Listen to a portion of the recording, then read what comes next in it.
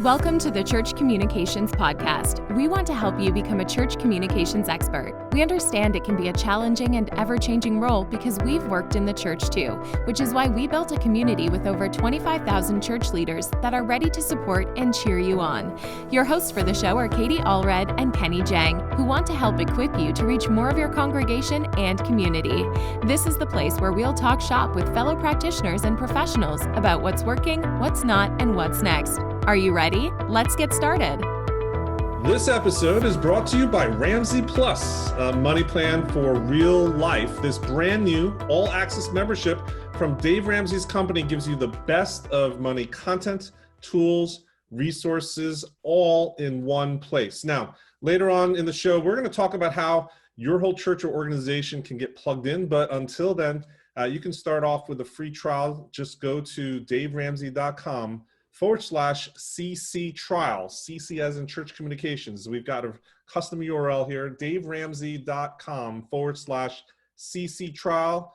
Try it out for yourself. They set up this trial exclusively for our friends and family here at Church Communications.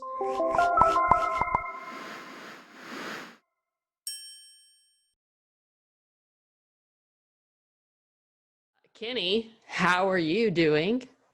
I am doing fantastic. This is just one of those days where I feel like the weekend is here, and yet the weekend's not here yet. It's not here yet, but it's trying real hard. Last night I have had, and we've talked about this, some disconnect I'm just tired of watching Netflix.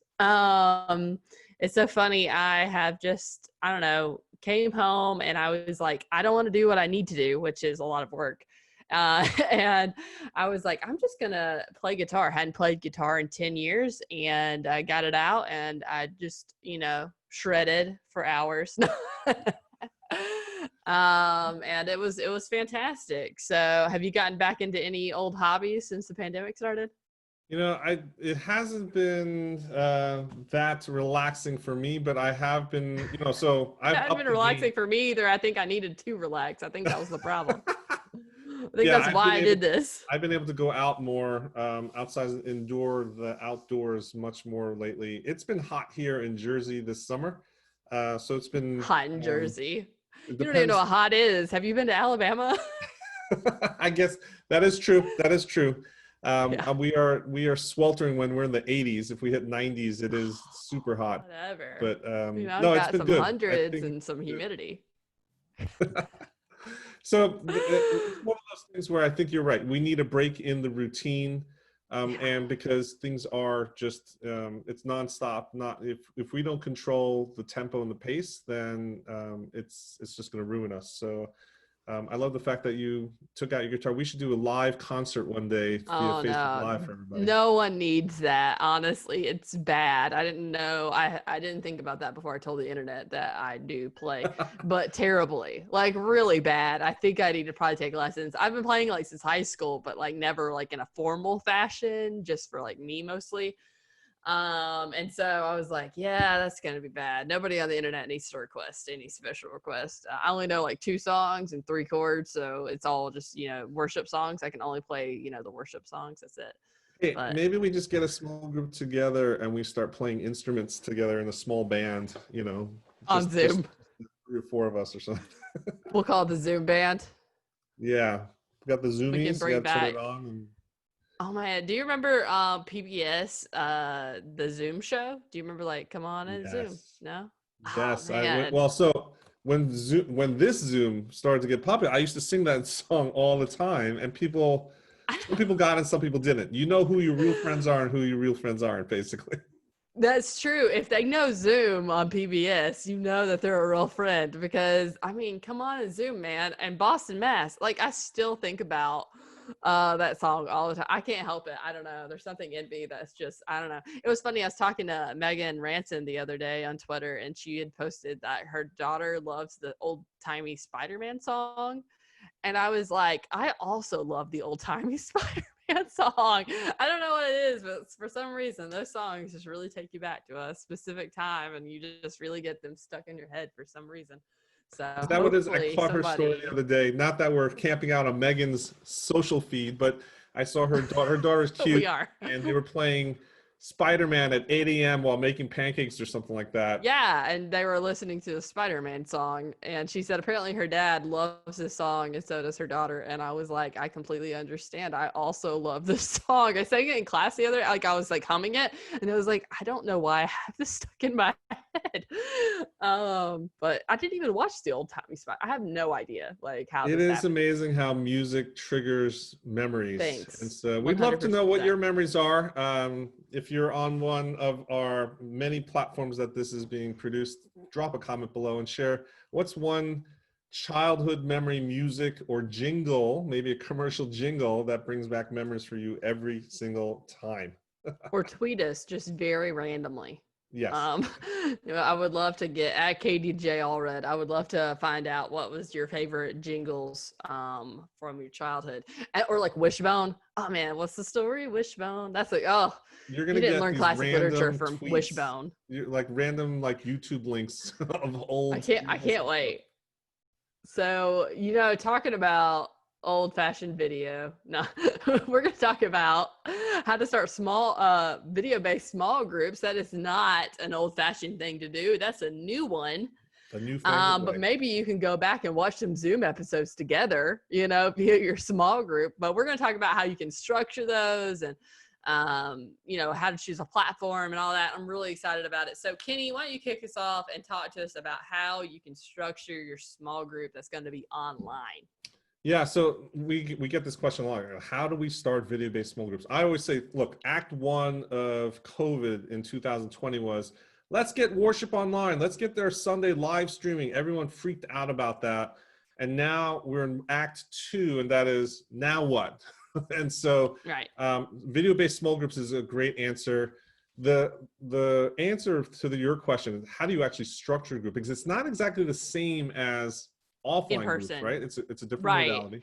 And something I think too that people need to know about you before we can continue is that you were an online pastor for several years. Yes. And so you actually do know a little bit about how to do this before COVID, right? So you were doing these kind of yeah, right. I was doing this before it was cool. Not just cool, but required. Yeah, back in the day, the granddaddy of church online pastors, we always say today is like the revenge of the nerds, right? And so I think structuring groups is really important. I think that's one of those things where your groups can have success or they can be like run into the ground really quickly, and being intentional about what that experience is really important. So you need to have a meeting template or an agenda if you're running it or your leaders are running it. That's very, very important. Having a preset agenda. And you're thinking, like the way I like to explain it is, think of it like a TV show. TV shows, talk shows are run in like segments, right? There are these discrete segments around the clock for a show, an episode. And it's basically what you're doing with your small groups online is you want to think about different segments of the piece. And the first segment that everyone should think about, honestly, is not the curriculum. It's not the main entree.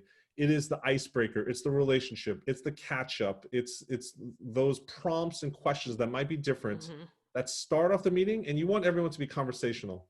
And you want to make it in a way that's conversational so that the people that potentially are more introverted or a little bit more quieter, right, that they have the ability to, with confidence, answer something, right? And so I think that's important to focus on that first. Here's the thing that I think everybody needs to understand about any kind of online community, any kind of online relationship. Relationships thrive in boundaries.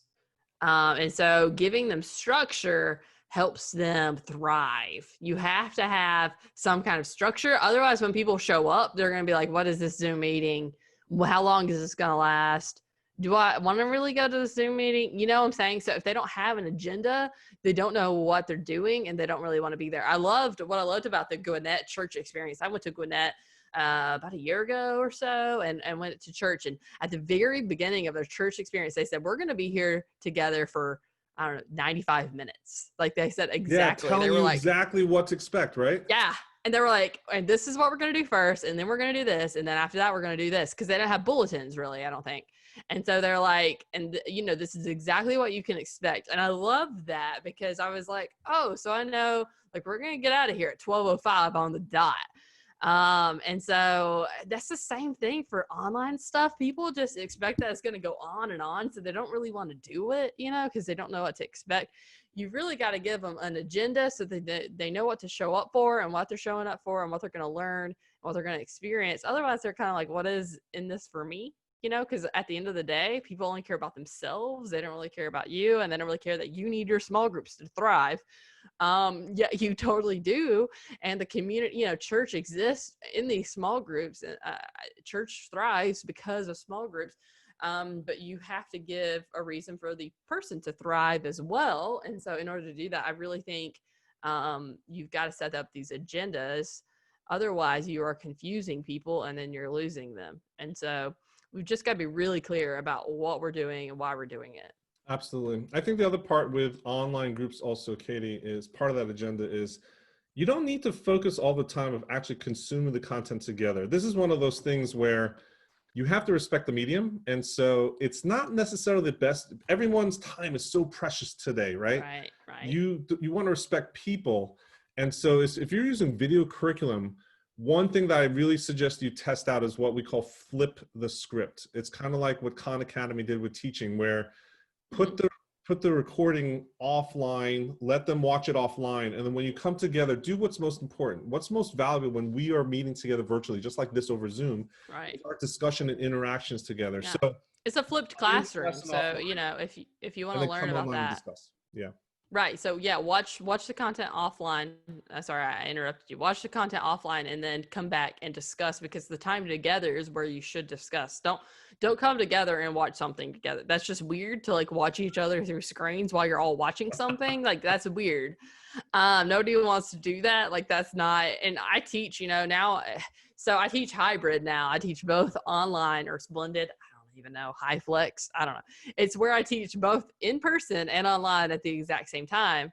And like to keep the entertainment going for both, where they are actually engaged in what they're learning, they really have to have read and done the other reading, because it's really a discussion. Like I'm trying to discuss this topic with them, not just present all the relevant information. So it does make the classroom so much more interesting and exciting when people have done a little bit of homework, but they can still join in on the discussion, even if they don't do the homework. I think that's the important part, is that, I think it's like the 80-20 rule. Probably 80% of people won't do the homework, but at least 20% of people will. And so those 20% of people will help you, feed those questions and help people go, oh, maybe I should watch that. We're hoping it's the opposite, that 80%. We're hoping it's the opposite, but I'm being honest about what's going on in a classroom setting. Like in normal life, I expect that 80% of my kids really didn't read and that 20% did. And I know those 20% are. I can point them out in a classroom and tell you, oh, that kid definitely read. That kid definitely did not. But yeah. I think that well, we're just calling it like it really is, right? We should just be honest about it. There's absolutely no reason to flatter people about what they're going to do. It's just every church leader knows what you're exactly. Any person who's led a small group or been in a small group knows exactly what you're talking about. Now, right? Let's talk about technology, because that's the second thing in terms of learning how to start video-based small groups. Technology. There's so many options out there. Katie, can you just walk us through, say, the top 3 or 4 most popular things that people should be considering? Sure. So there's Zoom, which is what we're on right now. Zoom is a great one, and I have no, holds back about it. It does have a cost that comes with it. It has breakout rooms. It has some ways to give non-auditory feedback, which I like thumbs up and applause, those kind of things, which is really handy. Zoom, if you're watching this, Kenny is doing some of those. And then, there's also Microsoft Teams, which is a great option if your church uses Office 365 already, because it's offered with that.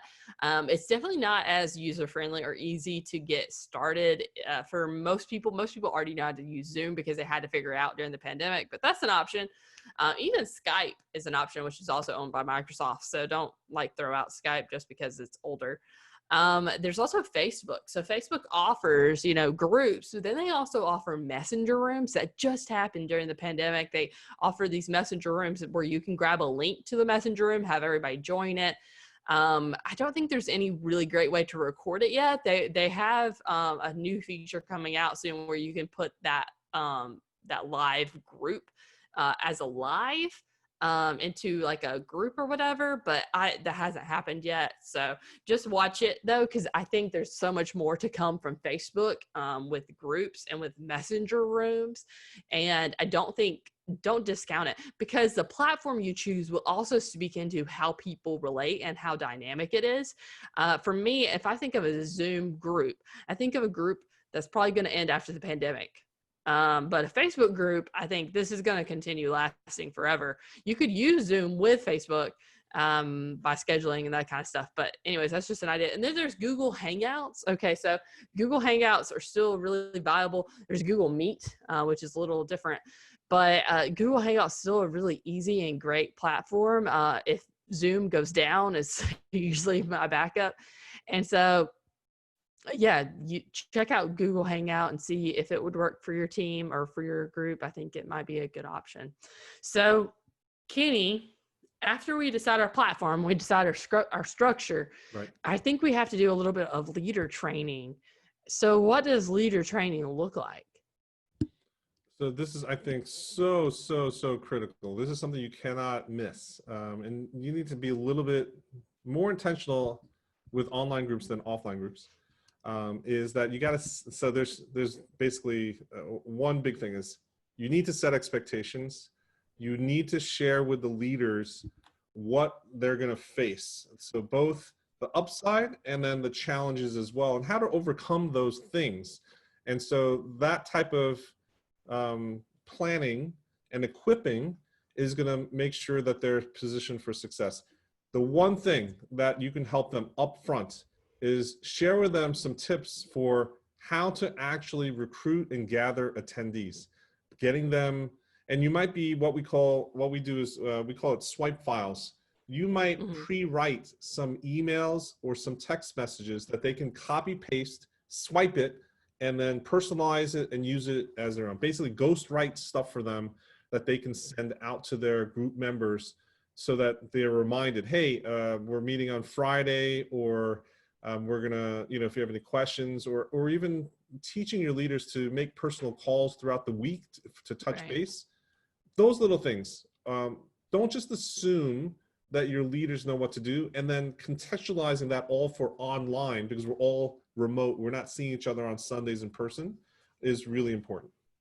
Yeah, I completely agree. And so how do we, after we've set our training and we figured out like how we're going to reach new people to use this for small groups, I guess the next question is, how do we launch this thing? Yeah. So I know that we've talked about in the past, like that you should be using email marketing, texting, there should be some ads. So exactly what do you mean when we talk about like using email for marketing? Yeah, so I think the email is still the killer app across all the devices, channels, and options that you have. And so making sure that you're able to nurture audiences and point them to, here's some groups that are starting up. And then basically each email in a series of emails that you're able to send to your congregation or other lists that you're developing if you're doing the outside advertising, et cetera, is going through things such as what's the problem and what's the solution? What are we doing with this season of small group curriculum? So problem solution. Another one might be explaining FAQs, like how are we going to meet? What technology are we going to have? Is there a lot of reading? How much time are you expecting me to do for homework outside of the group? Can I bring a friend, or do I, what happens if I miss one or two meetings? I've got a conflict. So all those FAQs is another. And then another one might be objection handling. Another email just like confronting the issues that prevent people. I don't have enough time, or I've got kids in the house, or I'm not well versed in, I'm shy, I don't like talking, or all these objections. What are those objections? You can tackle one or two of them in emails. Things like that. I think that's what you want to do with email in terms of you're trying to have a conversation Mm-hmm. and nurture them to help them make the decision to join the group. Right. Now, So, the first one you said was, advise or face yeah. the objections that people have.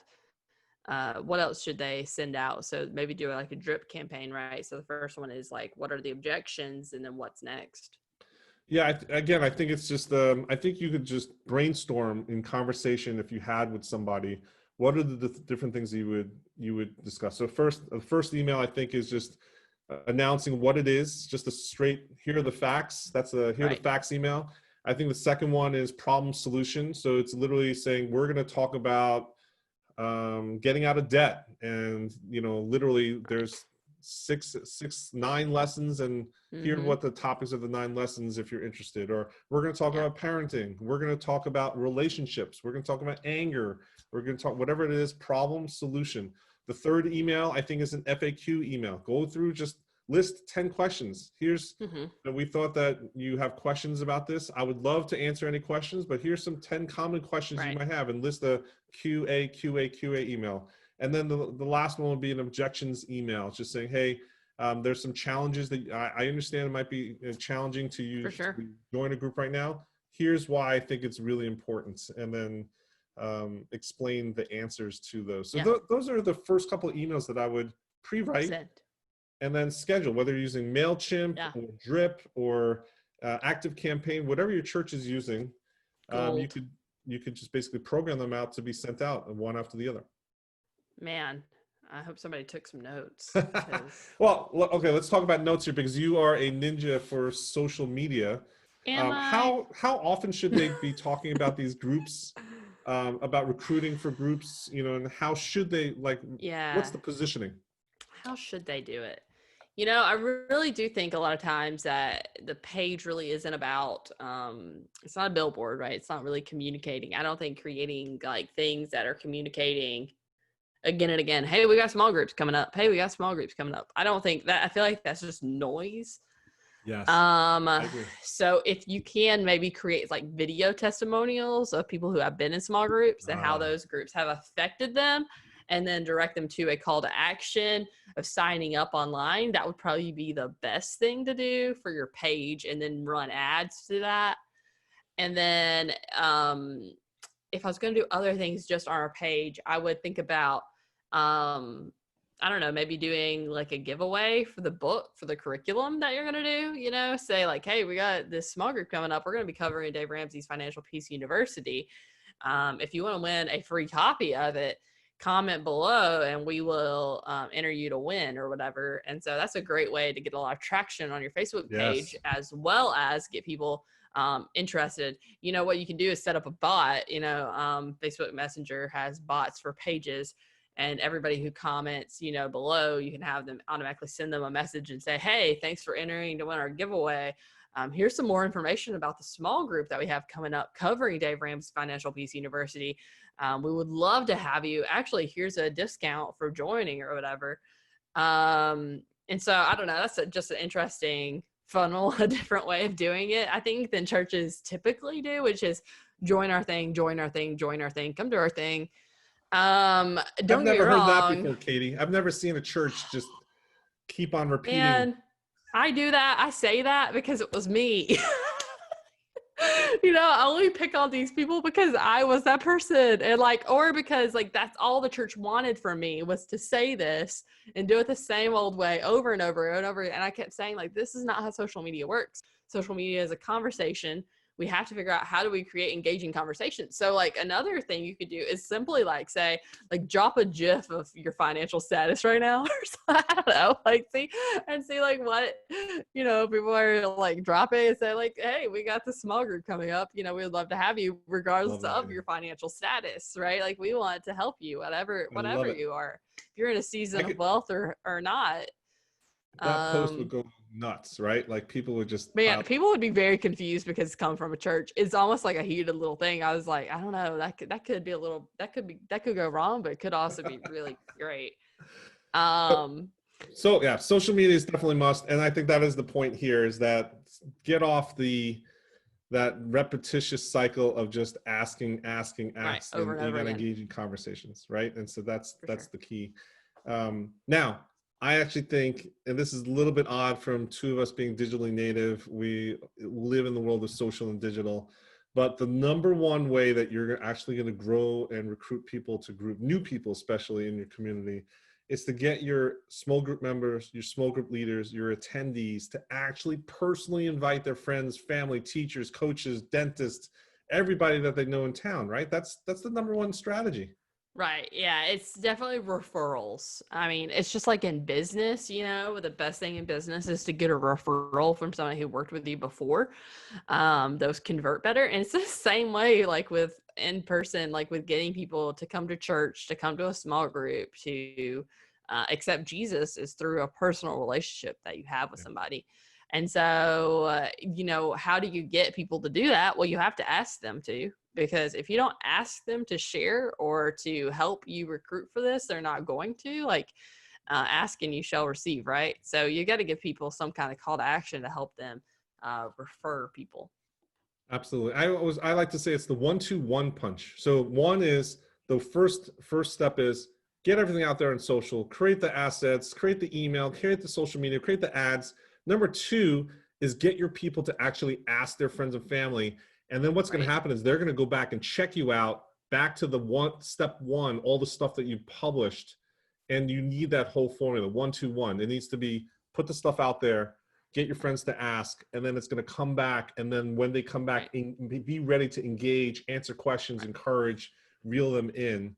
But you got to ask people to, at the end of the day, it's you're asking your people to ask their friends. So, Yep. Well, there you go. We got 4 tips or 4 strategies for how to start video-based small groups. Katie, why don't you summarize just for everybody as we close out the show here, the 4 different steps or tips for how to start video small groups. All right. So the first one, structure is important. So pick your structure. 2, pick a platform that everybody uses or already knows. 3, you must train your leaders. Don't assume that they know what they're doing. And 4, be intentional. Use multiple ways to get the word out. So figure out different ways, like we just talked about: email, social media, ads, getting referrals, like asking your attendees to refer other people to the group. You've got to do these 4 things, and you're going to get your video-based small groups off to the races. Off to the races, off the chain, right? So one of the options for video content, everyone asks then, video-based groups, what do we use for video content? There's a lot of emerging, so much content out there. But our friends over at Ramsey Plus, they are really ahead of the curve. They're putting everything online into this package and platform called Ramsey Plus. And so here's how to learn more about what they have to offer, right? And first of all, just unfortunately, money problems are just one of those things people seem to struggle with all stages of life. And they always think that, when I get a new job or that next raise or when I hit a certain age or, I won't worry about money anymore. But it really doesn't work that way. And so we have to understand people need help, and the churches should be there to help them. So with Ramsey Plus, basically you're giving your church organization the tools that your people need in your community to budget, save, basically take control of all their money. And it's easier than ever because Financial Peace University is all digital. It's online in this Ramsey Plus package. And there's actually so much more involved. So to learn more, you can watch a demo webinar that the Ramsey Plus team has agreed. We've asked them to pull this together for us, for communicators like you. Just go to daveramsey.com/CC webinar. CC's for church communications. So go to Dave Ramsey. I always get that messed up. I always go to his last name first. The website is daveramsey.com/CC webinar. And you'll get signed up for that demo video. You'll see a tour of what we're talking about. And I think you'll be much more encouraged about starting your video-based small groups once you see everything that they have on this platform. Well, Katie, that's all we have for today. Really appreciate the time that we're actually doing step-by-step, rolling out the plans for people. Hopefully people will take advantage of what we've been able to cover today. For sure. Thanks for joining us. If you're listening to this, go and give us 5 stars on iTunes. Go and like it on the Facebook page or the group. We are so grateful for you. You are our community, and we love you, and we can't wait to see you next time. Thanks for listening to the Church Communications Podcast with Katie Allred and Kenny Jahng. If you liked our show today and want to learn more, you can join our Facebook group with over 25,000 church leaders. Simply search for Church Communications on Facebook. And if you liked today's episode, please consider subscribing and leaving us a review. It's the most impactful way you can help us reach more church leaders and equip them to become better communicators for the church. And finally, don't forget to check out our website at churchcommunications.com. Thanks for listening.